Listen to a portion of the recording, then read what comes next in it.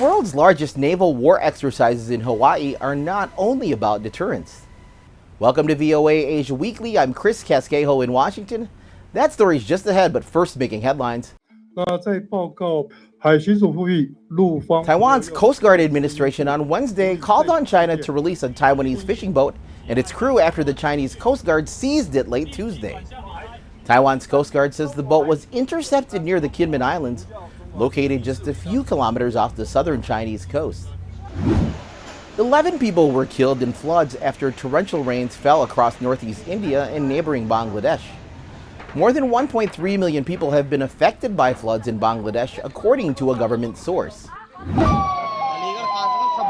Authorities arrested 6 people in connection with a deadly stampede at a religious festival on Tuesday in northern India. At least 121 people died. A preliminary police report found that around 250,000 people had been crowded into the tent, far exceeding the limit of 80,000 mandated by local officials. A Malaysian court dismissed former Prime Minister Najib Razak's bid to serve the rest of his corruption case sentence under house arrest. It comes after public outcry against the Pardons Board for reducing Razak's 12-year jail sentence to 6 years. Razak was found guilty of illegally receiving money from a state fund in 2020. The Vatican's top diplomat, Archbishop Paul R. Gallagher, met with Philippines Foreign Affairs Secretary Enrique Manalo in Manila on Tuesday. The two envoys discussed developments in the South China Sea and potential areas of cooperation with the Holy See.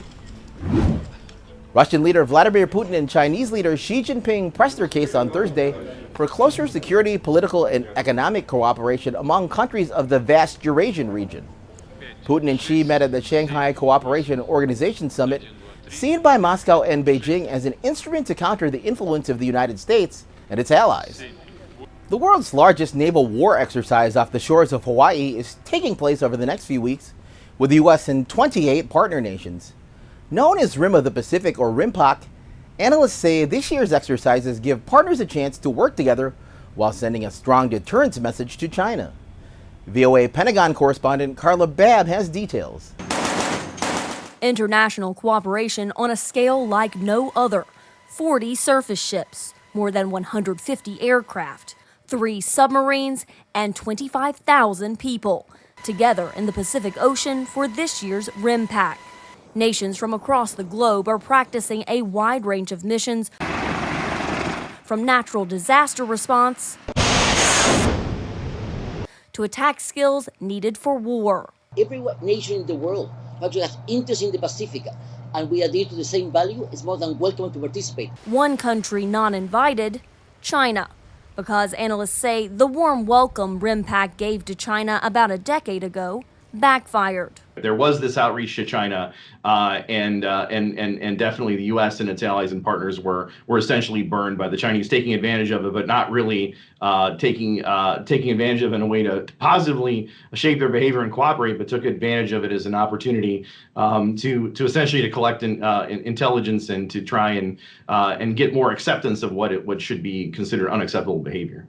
Now, officials say the biennial exercise sends a strong message to China to stop bullying its neighbors. They're not just going to be facing the United States and the country they're targeting, but they're potentially going to have to deal with a response from a wide range of countries that have common interests in deterring and confronting Chinese aggression and its threats to free and open Indo-Pacific.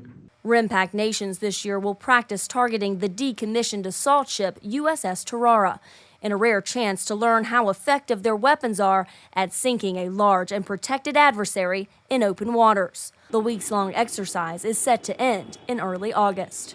Carla Babb, VOA News, the Pentagon.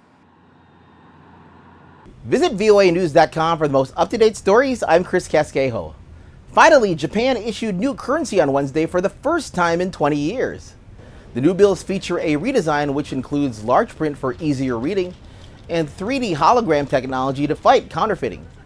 The currency already in use will still be in circulation. Japanese Prime Minister Fumio Kishida in Tokyo praised the new yen bills as historic. Thanks for watching VOA Asia Weekly.